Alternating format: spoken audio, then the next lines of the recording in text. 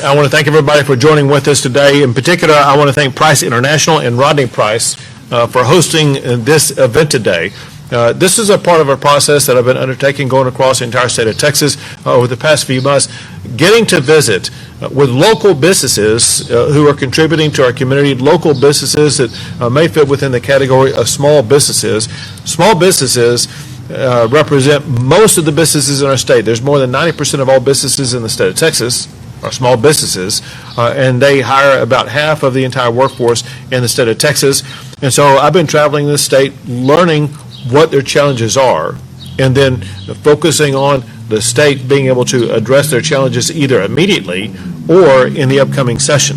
So I want to once again thank Price International and Rodney Price for hosting this.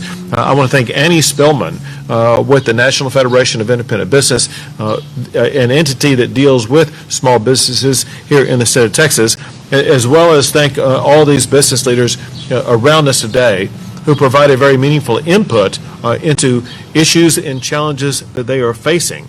But before I go into the issues, I want to make one point clear, and that is because of small businesses like this, as well as the entire business community across the entire state of Texas, Texas is the #1 state for doing business in the entire country. And that's proven objectively. Every year that I've been governor, Texas has been ranked by CEOs as the best state in America for doing business. Every year that I've been governor, Texas has won the Governor's Cup for the most new economic development projects that lead to capital investment and to the jobs created. Every year that I've been governor, and actually for the past 17 years in a row, Texas has been ranked #1 in the United States for exports. When you add these and other objectively verifiable facts together, Texas has now risen to having the 9th largest economy in the entire world. One of the most prolific takeaways from that is the fact of this, and that is more Texans have a job today than ever before in the history of our state. Well, to keep these businesses booming, we work in the governor's office to partner with our businesses. Some could be these businesses that we are attracting to the state of Texas, and we want to partner with them to help make sure that they're going to be able to succeed as they move forward. Others are businesses that have been here for a long time, like those who are around this table, and we want to continuously learn about the challenges they face, remove those barriers so that they're going to be able to continue to grow their businesses. One of those things that we do is we work to constantly fast track the regulatory process so that government helps move at the speed of business, which is exactly what they need. Also, we constantly find ways to cut taxes. Every session that I've been governor, we have cut property taxes in the state of Texas, and we made an income tax unconstitutional, in addition to the fact that there is no corporate income tax in the state of Texas. Well, small businesses like these have made Texas an economic juggernaut. Texas is the #1 state in the United States to start a small business. Texas is the #1 state for small business job growth. There are about 3 million small businesses in the state of Texas. And I've heard today some of the challenges they are facing. And I will tell you this, the challenges that the businesses in town of Texas are facing are very similar, if not exactly the same, as the challenges that businesses are facing across the state. One issue that was mentioned was a supply chain issue. There are constantly supply chain issues about businesses getting the parts they need or other components they need in order to either put together or to sell the products that they have. I talked about what we're doing at the state level to address the supply chain, including my visit to Brownsville last week, where we're working on our ports to make sure that the Texas ports are going to be capable of replacing the California ports as the leading state that businesses across the world can ship their goods to, so that we can deploy those goods faster than they can in California and get them to their ultimate destination far faster. That will be one thing that will advance the supply chain. The other thing is what we've seen with the oil and gas industry increase on a monthly basis and set new all-time records in the amount of oil and gas that they are producing. That will not only assist the supply chain, but also will assist in reducing the inflation that is burdening so many people across the entire country. Another thing that was discussed today, which is common across the entire state of Texas, and that is there simply are not enough people who are applying for jobs compared to the jobs that are available. And even if there are, maybe they don't come with the right skill set. And so we talked about doing a better job of matching the people who are looking for employment with the jobs that are open. And I mentioned the availability of organizations across the state of Texas, such as the Texas Education Agency, as well as local schools, where these businesses can partner with local schools to find the type of employees that will be the best fit for them. There's the Texas Workforce Commission. There's the Texas State Technical College that can train students for the type of job that these employers are looking for. And the beauty of the TSTC is they do not get paid as an institution until the student they're training gets a job.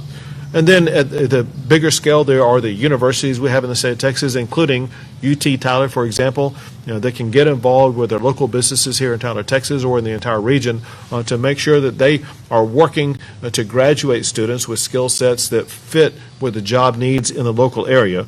And then there are apprenticeship programs that are very effective. The state of Texas passed an apprenticeship program that provides funding to local businesses, so local businesses can train the employees that are right for them and get a tax credit through that process. Another issue that was raised here, but is common across the entire state and common across the entire country, and that is the need for greater access to child care.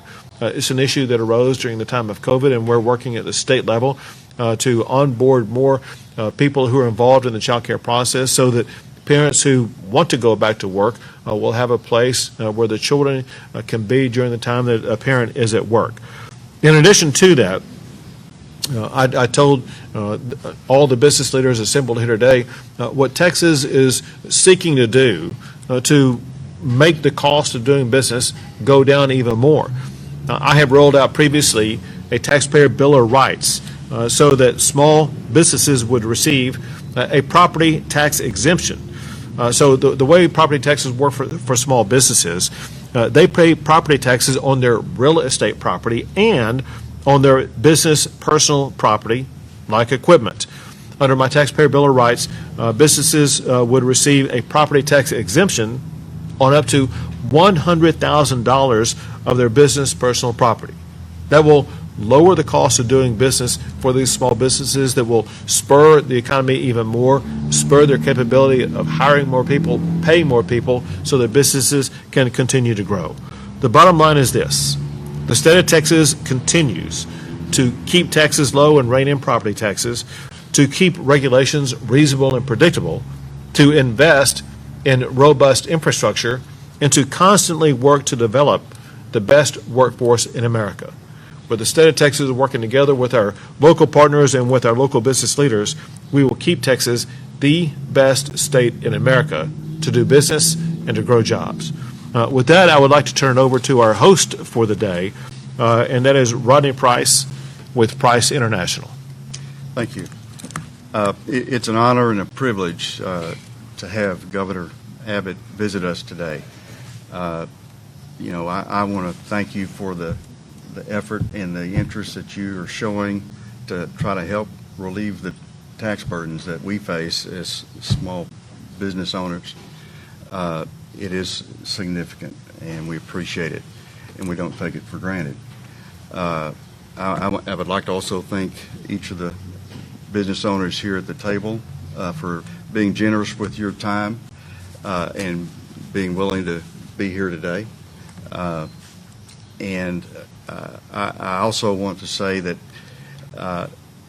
I really admire what you're doing for the state.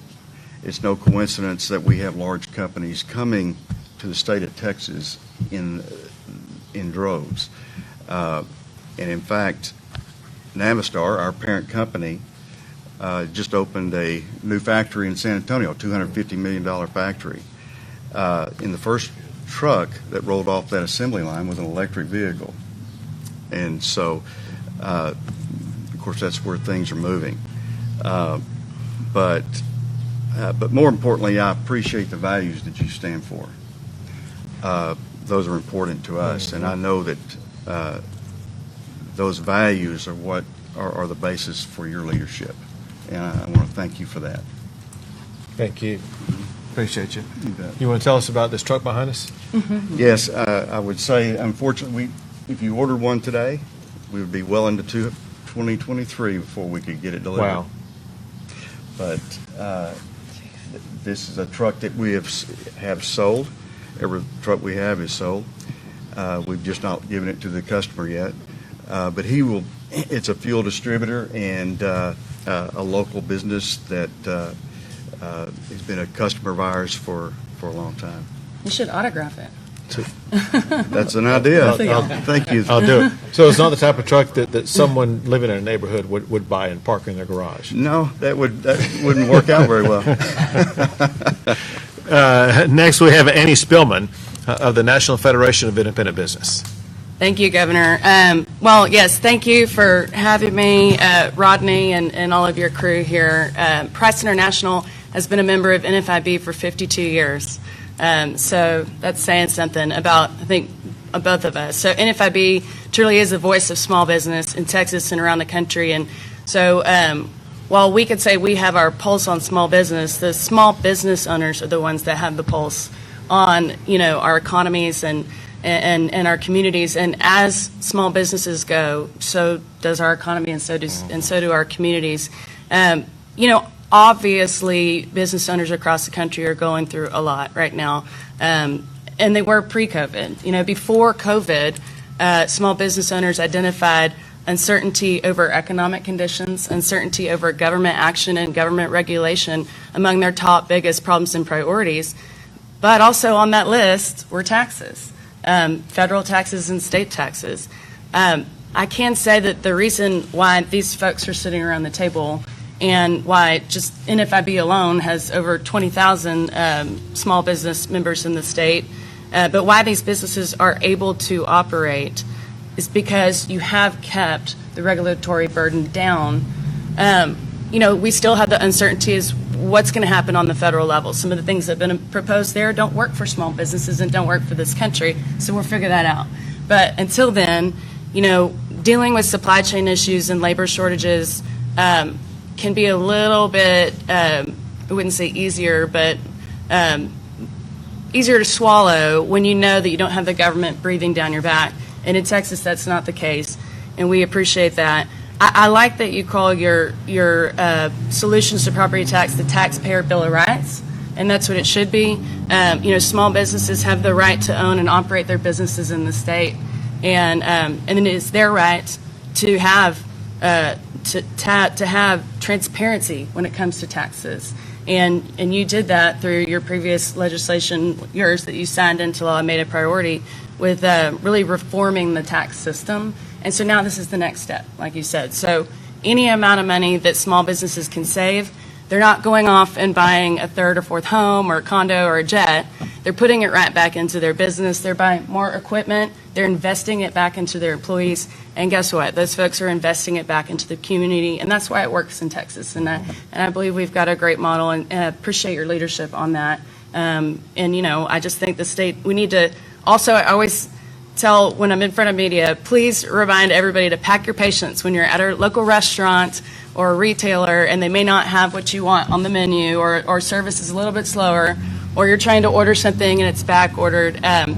It is the state that we are in right now, not physically Texas, but the state of small business and in this country. But we're getting there, and I think with some tax relief, they'll be able to hire some more folks, increase benefits, increase wages, and get that morale back up there for all the customers out there. So thank you. Very good. Thank you, Annie.